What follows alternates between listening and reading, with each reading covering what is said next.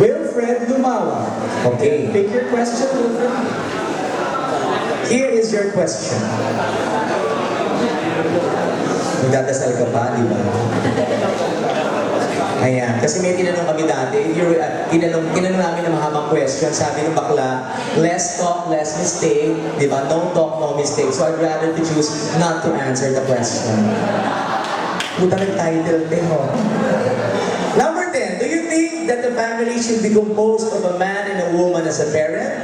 Para sa iyong palagay, ang pamilya ba ay dapat binubuo ng isang lalaki at isang babae bilang maging magulang? Ang ibig sabihin nito, ikaw ba ay pabor sa mga pareho or same-sex na nag-aampon?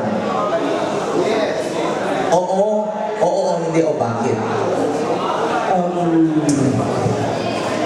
Pabor po ako, pero based on my experience po kasi, nagpalaki sa akin is mami ko lang. Lumaki ako na hindi ko kasama yung daddy ko. So, I believe na mga yun ang gagawa ng mga lalaki, pwede nang gawin ng mga babae ngayon. Basta as long as mapalaki nila yung anak nila na mabuti at may takot sa Diyos. Ayun lang po, salamat. Maraming salamat sa iyo. Thank you, Red.